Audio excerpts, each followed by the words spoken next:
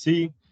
Welcome to this latest installment of our APR webinar series. We've grouped the APR indicators by topic, and today the topic is free appropriate public education, which includes APR indicators 3 and 5. We are going to be recording today, and the recording will be available to you soon. So let's get started.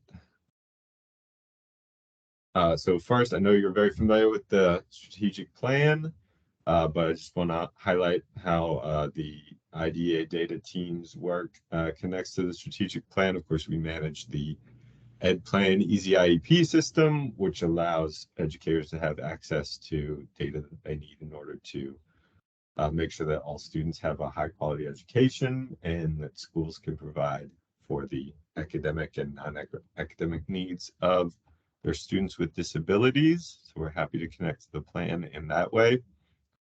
And I'm sure if you've attended the other webinars, you're also familiar with this, but just to give a little context of what the APR local determinations are. These are required under the Individuals with Disabilities Education Act that states monitor LEA implementation on various indicators. And today we're going to talk about two of those indicators. There's some of the indicators we've discussed in the past are compliance indicators, meaning the goal is 100 or 0%, depending on the indicator. The indicators we're going to talk about today are results-based indicators, which means that the targets have to be set by the Tennessee Department of Education, and then they're approved by the federal government for use. So LEAs earn points on each of these indicators that we're going to talk about based on either meeting the target or demonstrating year-to-year improvement. And the total weighted points earned are divided by the total weighted points possible in order to make the overall determination for each LEA.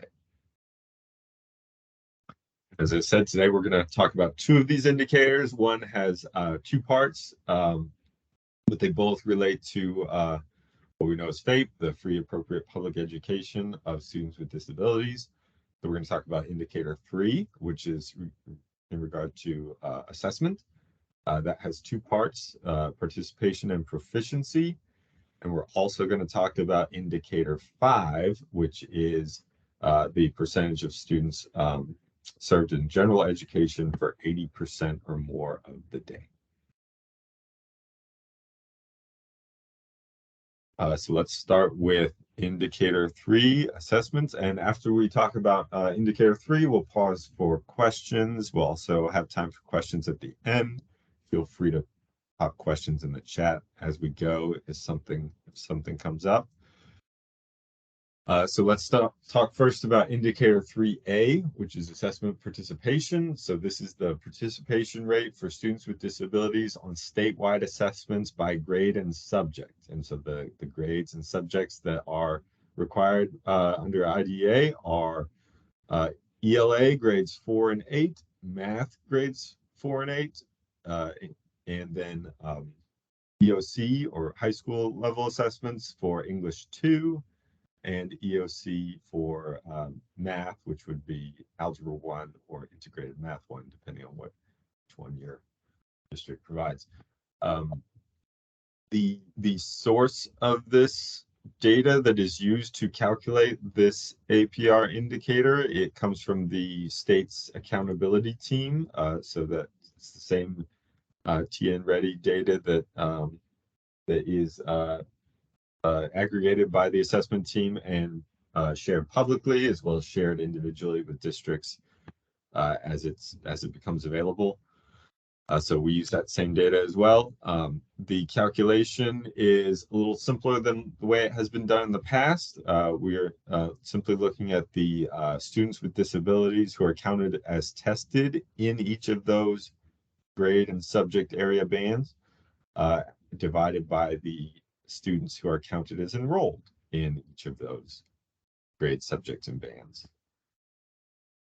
So let's look a little bit at what that looks like. And after I walk through the steps here, I will try to exit out of the slide view here and show you a example spreadsheet where you can see these calculations for yourself, and you can do them for yourself. So the one spreadsheet available that you can start with is on the data downloads page for the Department of Education, Tennessee Department of Education. It's under the assessment tab. I believe Zach Stone is going to be putting that link in the chat here, where you have to scroll down and find the district level file, and then click on that to download it and open it up.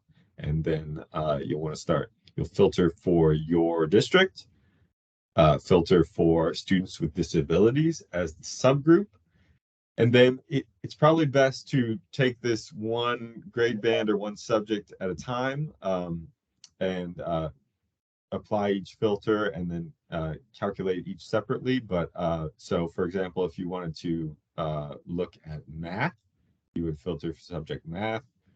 If you wanted to start with grades 4 and 8, you would filter for grades 4 and 8, and then you'd find the relevant counts that you need in the column labeled enrolled and the column labeled tested. Those are highlighted orange and blue on this example, and we'll see what that looks like in the spreadsheet. I'll also say that the data downloads page is where you can find the publicly available version of this file. You can also reach out to your district's assessment coordinator or whoever would be the keeper of a version that is provided by the state to your district, which would be unsuppressed. So it would have all the counts that you would need in case some of the counts in the public file might be suppressed due to low numbers. But let me, if you'll bear with me while I try to switch here to a spreadsheet view. This is an example of the spreadsheet that you would download from the data downloads page. So it's got some asterisks here for suppression, and you would start by, of course, I've added a FAPE district here to this version. You filter by your district. You need to filter by the subject that you want to look at. So for the example today, let's just start with looking at ELA. And then, as I said, you can look at all at once if you want to filter by grade 11, 4, 8, and then all grades, and then filter for students with disabilities. Then you would see, and you'd have to add English 2 as well. Then you would have all the counts you need here visible all at once if you wanted to calculate just your overall ELA and English 2 participation rate. But as I said, it's easier to divide it up by bands, and in fact, that's the way that you'll receive it in your determination. So for simplicity's sake, let's just look at ELA today, and we'll look at just grades 4 and 8. And so the yellow highlighted rows are the ones that have the relevant counts. So you're looking at students who participated in the alternate assessment for ELA in grade 4, as well as students who participated in the T and Ready assessment in the ELA for grade 4.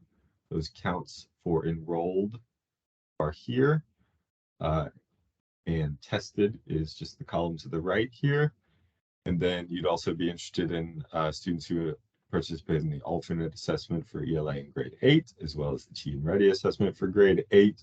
And you would just be adding up the two columns. So if we add up all these numbers in the enrolled column, we would have 250 students enrolled in those relevant courses and grades.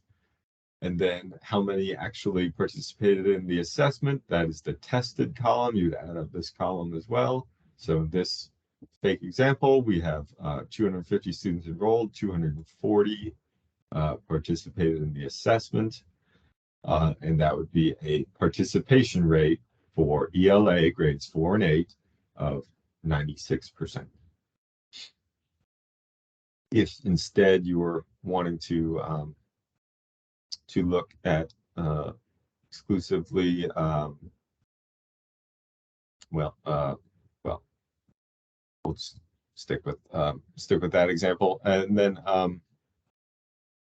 sorry, let me navigate back to the PowerPoint.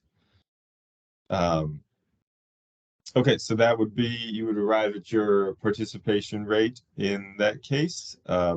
Now, before we look at the targets for that, let's go on to indicator 3B, which is assessment proficiency. So in this case, it's the same data source, it's the same spreadsheet that we were just looking at. Now what we're trying to calculate is the proficiency rate, which is, this should say met or exceeded is the new term. This is an outdated terminology here, but we're looking at the rate of those who met or exceeded for students with disabilities on the statewide assessments by grade and subject. So same grades and subject bands here, grades 4 and 8, EOCs, English 2, Algebra 1, Integrated Math 1. As I said, it's the same data source. Here we are calculating the number of students who are counted as met or exceeding, and out of the total number of valid tests. So here you would be downloading that same district level spreadsheet from the data downloads page, or as I said, you can acquire the unsuppressed version from someone in your district who coordinates assessment for your district. You'd be applying the same filters as we talked about before, and then you would sorry, let me exit out so I can show you the example.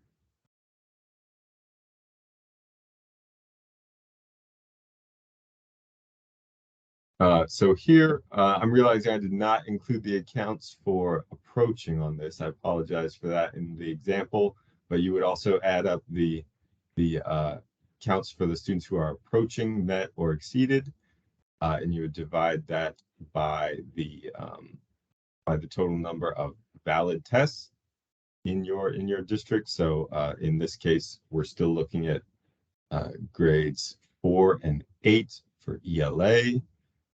Same rows that we were looking at as before. You would add up the total number of approaching, met, and exceeded, and you would divide that by the total number of valid tests to get a percentage for your proficiency rate for 3B.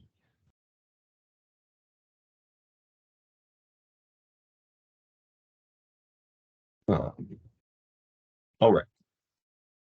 So for the targets for indicators, for indicator 3, for 3A and 3B, the target for indicator 3A will always be 95% is the goal. So in the example we looked at before, where we had a proficiency or a participation rate of 96%, that would be meeting the target for 3A.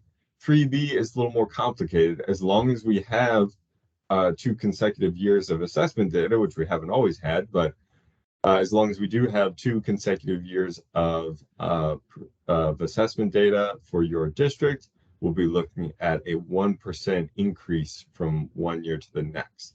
So if you think about this hypothetical example, if your proficiency rate for 3B for a certain grade and subject was 8.9%, then the goal for the next year would be to be equal to or greater than 9.9%. So if you achieved 10.5%, you would have met that target for that year.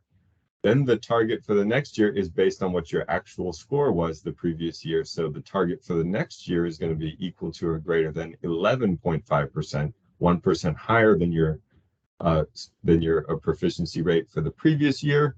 So if your proficiency rate went up, but only to a 10.7, for example, then you would have not met the target for that year. So we're looking at a 1% increase from one year to the next as the target, as long as we have 2 consecutive years of assessment data. Questions on indicators 3A or 3B before we move on to indicator 5A? Just pop it in the chat, or you can come off mute and ask.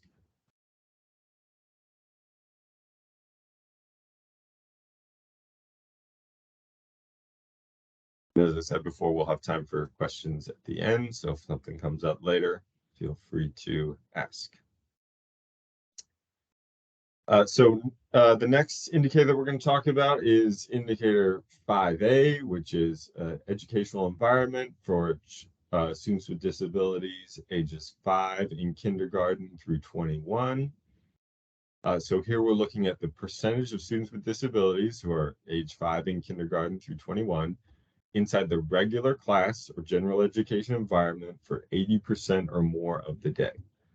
The source here comes from your final combined table 1 and 3 December 1 report with details, which is the Excel version. It's going to be generated automatically this year on December 1st in EdPlan Easy IEP, so you'll have access to it then. But you can run this report anytime you want to calculate this percentage and see where you're at any time. But the official report will run automatically on December 1st. You can also look at the PDF version of this report as well, which we've used in the past. That's fine as well. You can find the same counts, but it's a little easier to locate the counts you need in the Excel version, as well as the Excel version has student level data at the bottom so that you can see which students are counted in which environment category. But you would take that table 1 and 3 report from December 1st, and you would identify the number of students with disabilities, again, ages 5 in kindergarten through 21, who are in environment category A, which is labeled as regular education, 80% or more of the day. And you divide that by the total number of students with disabilities age 5 in kindergarten through 21. So again, I'll walk through the steps of how to generate that report here and what to look for, and then I'll exit out and we'll look at an example report together. So this is a report that you can request at any time in Easy IEP. So you would type in the date of census for whatever date you want to look at, and you would generate that report in Easy IEP, and you would then download the Excel version of that, or look at the automated one that runs for you on December 1st, and you'd want to scroll down to locate the counts that you need. So in this case, for the Excel version of the report, it's column I, row 294. It's called Table 1, Section C, Part 3. It's where you'll find that. Table 3, Section G, ages 5K through 21. Excuse me, is where you'd find that. And then you would locate. There's a number of places that you can locate the total number of students, but one example would be in column F, row 97. Is one place that you can locate the total number of students for your denominator. And as I said, you can run that anytime you want. Let me show you one example of what that report would look like. So again, you have to scroll down a little bit to the bottom or not the bottom, but you would find the section that is Table 3, Section G. You're looking at, this is where the counts are disaggregated by race and by environment category. So you would be interested in the category A in regular class at least 80% of the time. You'd be looking at the total number there. And then, as I said, there's a number of places you can get the total number of students age 5 in kindergarten through 21. But one thing you could do would just be to look at this whole total column here in column I and add up that number. And that would be, so in this example, you would have 280 students who are in a regular education class 80% or more of the time out of 328 total students. And so your indicator 5A percentage used for your LEA determination, if this was the December 1 report, would be 85.37%. Adam, could you just zoom in a bit there? Can you go back to that spreadsheet and just zoom in?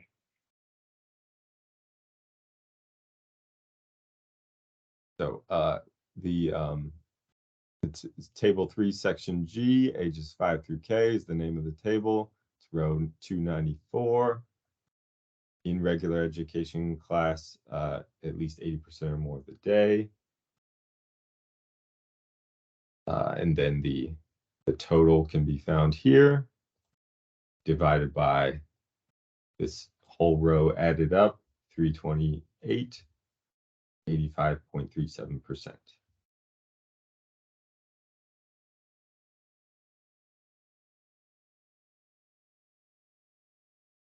All right, the targets for indicator 5, the upcoming target for this next local determination will be 73.78%. And the targets that were approved by the federal government were an increase of about 1% from year to year. So the goal for the 2025-26 school year, 78.34% ultimately.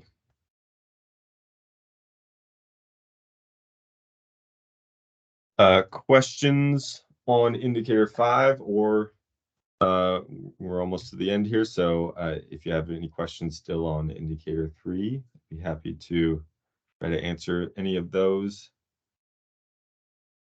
now. Feel free to come off mute or put it in the chat. I'll come off mute for a second here, Adam, if you don't mind me interjecting. I do want to, going back to indicator 3, just want to reinforce 3A, that this is a change from previous years. So in previous years, we were not including, as you may know, we were not including the alternate assessment in the numerator, and we had a target of 90%. But now, because of some of the changes to the APR package with the grade levels we're looking at and a desire to align with the statewide assessment, we are looking at all participation across all tests with that goal of 95%, which of course aligns with our statewide goal of 95% assessment participation. So just wanted to reinforce that that is with this year's local determinations, that is a change that is occurring. And that information has been updated or has been updated in both the process guide, which I'm going to post right now, and the quick reference guide that are in the APR resources section of our special education data services and reports page.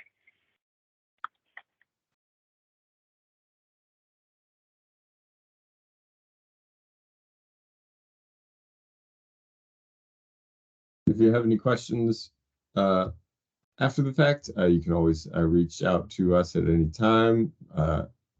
You can reach out to me. I'm the IDA Data Manager. Zach Stone is the Senior Director of Data Analysis for Special Populations. And I'm sure you all know Sharon Ordway, who's the Easy IEP Help Desk Coordinator. We do have a quick feedback survey. This just takes a minute or so. If you would be so kind, the link I believe should be in the chat, as well as you can scan the QR code here, fill it out on a mobile device. We really appreciate your attendance today, and thank you. Yeah. Looks like we might have a question too. I don't. Okay. Ruth Ann has her hand raised. Yes, thank you, Zach. I just had a question about ACT participation related to students on the alternate academic diploma. I'm getting some conflicting information that even though that's not like a graduation requirement for AAD students, I've heard that this district is penalized if AAD students do not participate in the ACT.